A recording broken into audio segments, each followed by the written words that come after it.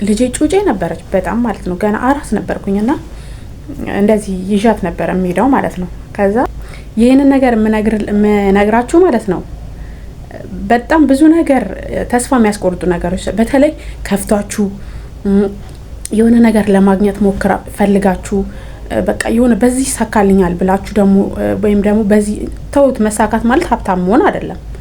ቢያንስ በዚህ ነገር እንጀራ በላለሁ ብላችሁ አስባችሁ ያን ነገር ሞክራችሁ ሳይሆን ሲቀር በጣም ተስፋ ትቆርጣላችሁና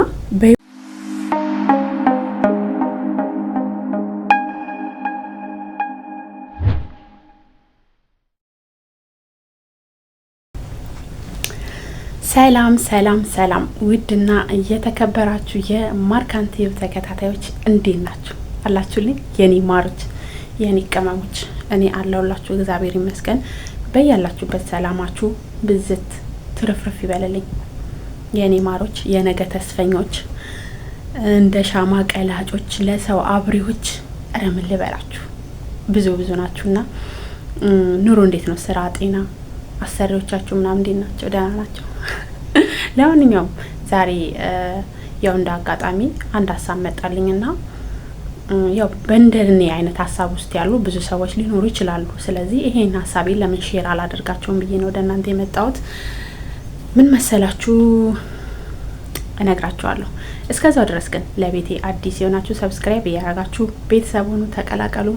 እንዲሁም የምሰራውን ነገር በላይክ አሁን ራሱ ይሄን ቪዲዮ ሲጀምሩት በላይክ ጀምሩልኝ።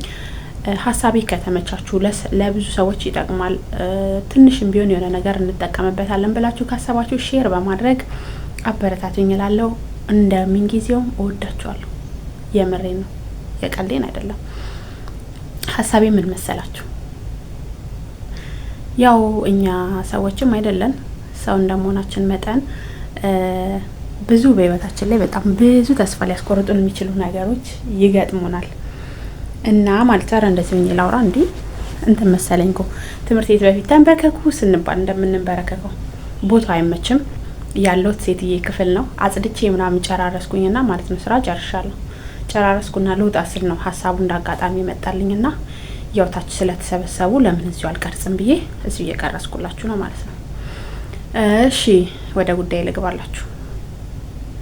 ሰው እንደመሆናችን መጠን በጣም ብዙ ተስፋ የሚያስቆርጡ ነገሮች ይገጥሙናል።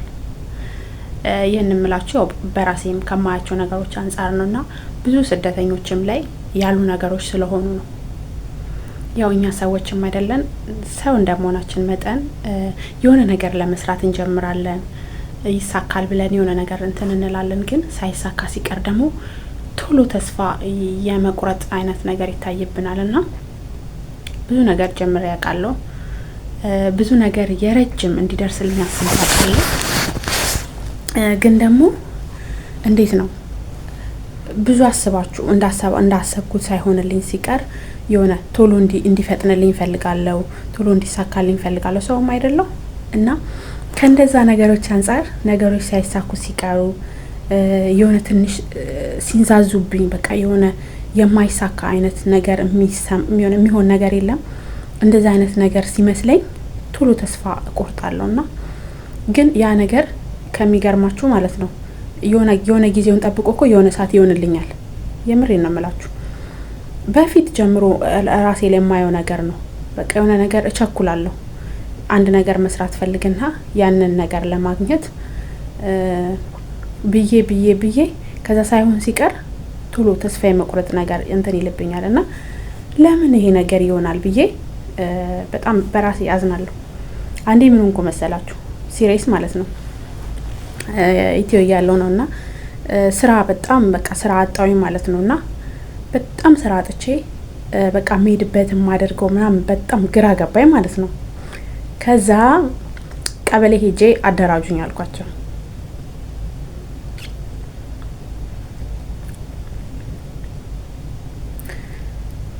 እና ቀበሌ ሄጄ አደራጁኝ አልኳቸውና በጣም ብዙ ጊዜ ነው የተመላለስኩት ማለት ነው። ከዛ በቃ ብል በቃ ምንም ሊሳካልኝ አልቻለም። እና እሄዳለሁ እመለሳለሁ። የዛኔ ልጄ በጣም ጩጬ ነበረች።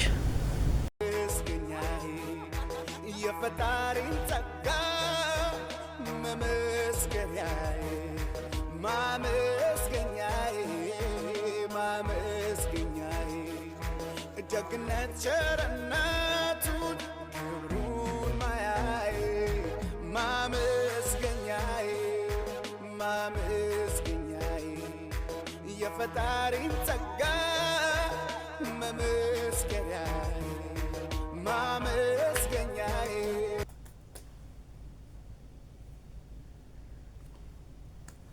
አንዳንድ ነገሮች ሳወራ ትንሽ ስሜታዊ ስለመሆኑና ልጄ ጩጬ ነበረች በጣም ማለት ነው። ገና አራስ ነበርኩኝና እንደዚህ ይዣት ነበር የሚሄደው ማለት ነው። ከዛ በቃ ብል ማለት ነው ምንም አልሳካም አለኝ ማለት ነው።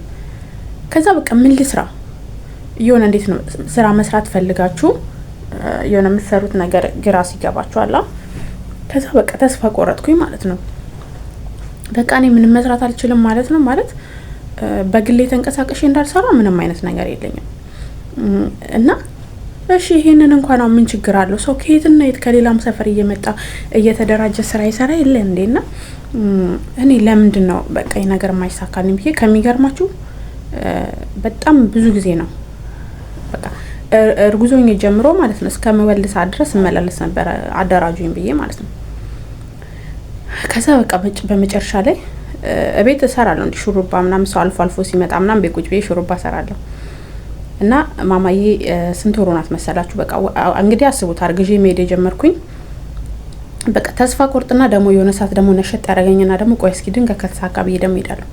አሁንም የሚሆን ነገር አይደለም ብዬ ደግሞ ተስፋ ቆርጥና ድጋሚ ደግሞ እሄዳለሁ ማለት ነው። ከዛ በቃ ተስፋ ቆረጥኩኝ በቃ የመጨረሻ ማለት ነው። ከዛ በስተመጨረሻ በቃ ምንም ተስፋ ቆረጥኩበት ሰዓት ቁም ነገር ነው የምነግራችሁ ተደወለልኝ ማለት ነው። ከዛው ከቀበሌ ማለት ነው ተደወለልኝና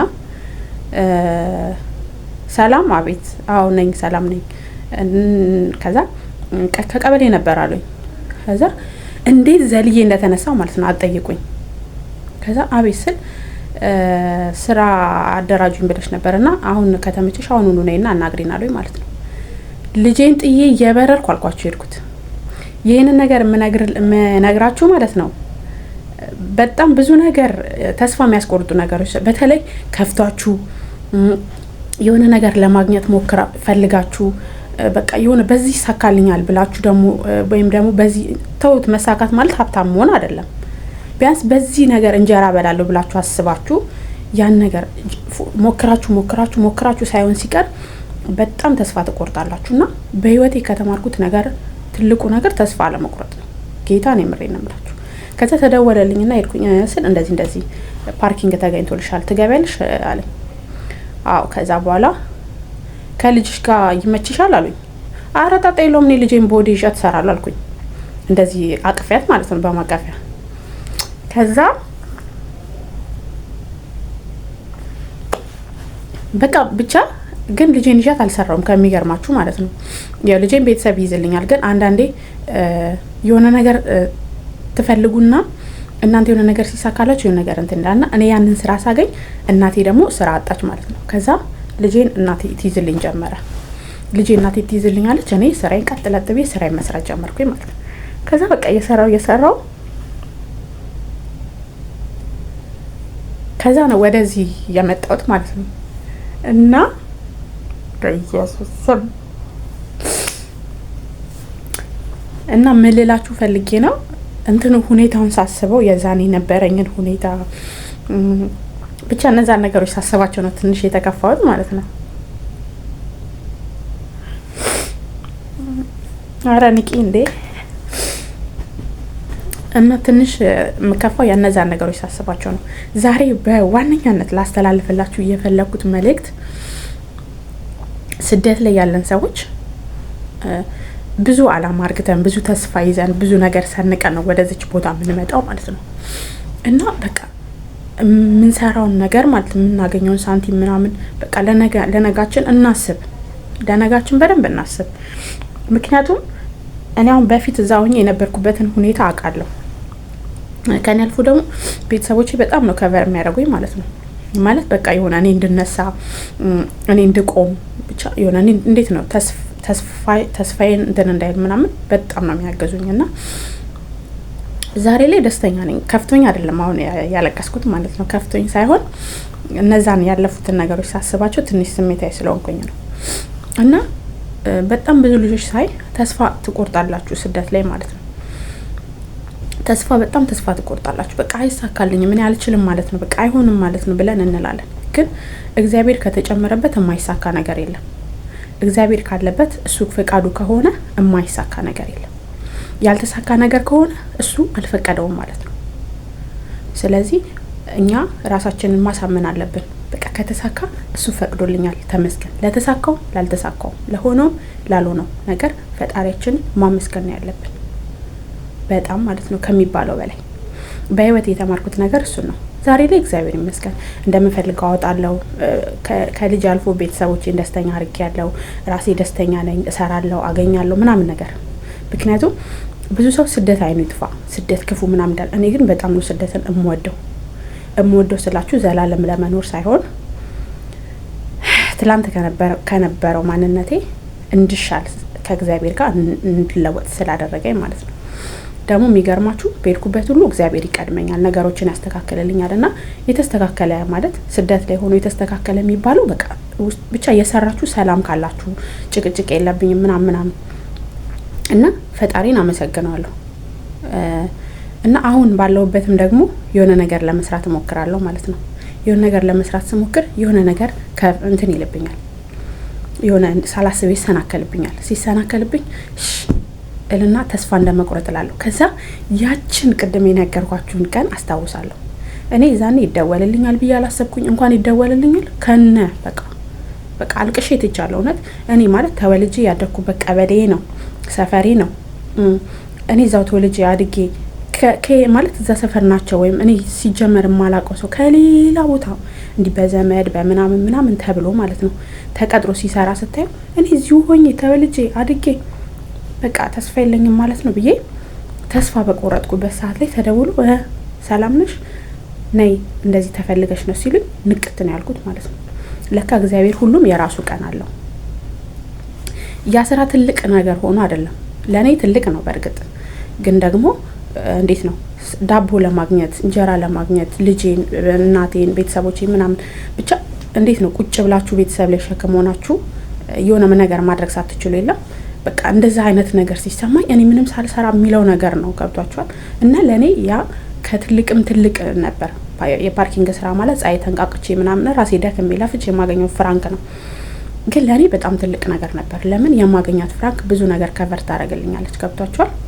እና ምን ልላችሁ ፈልጌ ነው፣ ለፈለፍኩባችሁ ብዙ ግን ምን ልላችሁ ፈልጌ ነው፣ በህይወታችሁ ተስፋ አትቁረጡ።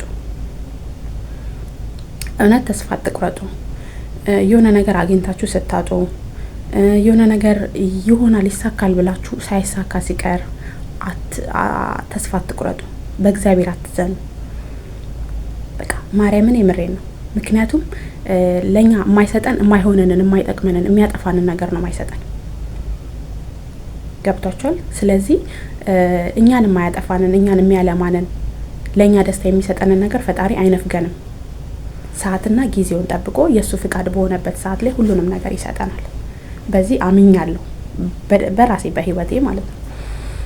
እና ስደት ላይ ሆናችሁ አገር ላይ ሆናችሁ ትዳራችሁን የተቀማችሁ ማለት ትዳራችሁ የፈረሰ ሰርታችሁ ራችሁትን ገንዘብ ያጣችሁ ማንኛውም ነገር ለእናንተ መማሪያ ነው።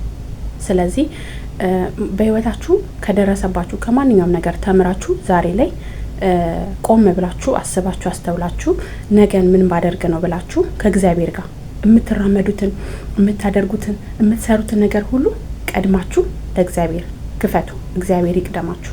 የዛኔ ነገሮች ሁሉ ይስተካከላሉ። እና ባጣችሁት ነገር በጠፋባችሁ ነገር አትጸጸቱ። በቃ ለምን ብላችሁ አትማረሩ። ተስፋ አትቁረጡ። የሆነ ነገር ተበላሸ ብላችሁ ደግማችሁ ከመሞከር አትቆጠቡ።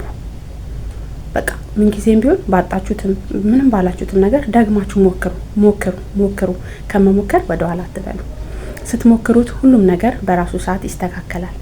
እና ይሄንን ልላችሁ ነው የምፈልገው። ይሄንን ለማለት የፈለኩበት ትልቁ ምክንያት ብዙ ጊዜ ስደት ላይ ሆነን ሰርተን ምንም ባዶ ምንል በጣም ብዙዎች አለን። ግን እኔ ሰርቼ ባዶ አይደለሁም። ምክንያቱም ከትላንት ነገሬ ብዙ ነገር እንቀይሬያለሁ። ከትላንት ማንነቴ ብዙ ተለውጫለሁ ከእግዚአብሔር ጋር ማለት ነው። ስለዚህ ትላንት የነበራችሁበት ብትሆኑ ነው ባዶ ባዶ ባዶ የምትሉት። በተቻላችሁ አቅም ደግሞ ገንዘባችሁን ሴፍ ካረጋችሁ ባዶ አትሆኑ። እግዚአብሔር ካለበት ማንኛውም ነገር ባዶ አይደለም። ስለዚህ ለምታወጡት ነገር ለምታደርጉት ነገር ራሳችሁን ቆጥቡ ለማለት ነው። እወዳችኋለሁ። በድጋሚ ለቤት አዲስ ሆናችሁ ሰብስክራይብ በማድረግ ቤተሰብ ሁኑ። እንዲሁም ላይክ እና ሼር እንዳይረሳ ማለት ነው። ሀሳብና አስተያየት ጠብቃለሁ። እወዳችኋለሁ። መልካም ስራ